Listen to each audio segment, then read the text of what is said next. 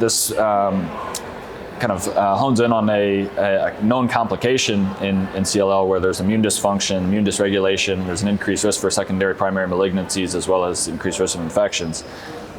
When these secondary primary malignancies occur, certainly if they're localized, then often a component of that treatment it can include radiotherapy, often delivered in a curative intent.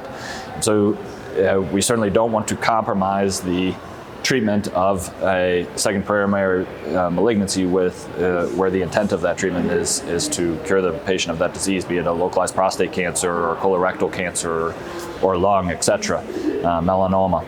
So, but now, as we're in this targeted agent era, and patients are often, whether they're getting fixed duration venetoclax or continuous BTK, they're on the therapy on a daily basis for many months, if not years, in the setting of a BTK inhibitor. And so there's really no data on what to do in that setting. Do you pause this?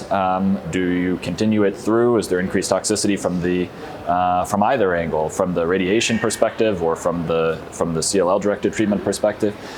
So this was a study led by myself and one of the medicine residents, Dr. Kosadar, that retrospectively looked at our experience at Mayo in collaboration with our radiation oncology colleagues there. And fortunately, we saw there was not really a heightened sense of toxicity either from hematologic toxicities or expected toxicities from a BTKI perspective, but also not within the radiation field from dermatitis or colitis or whatever, wherever they were pointing the beam.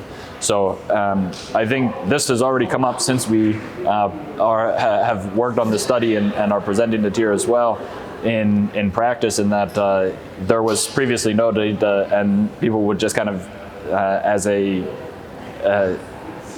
quick call say, no, we should hold it because we don't know and there's not safety data. To have any data in this kind of data-free zone is helpful to give some reassurance that it's okay to stop, and certainly you can pull off if an issue arises.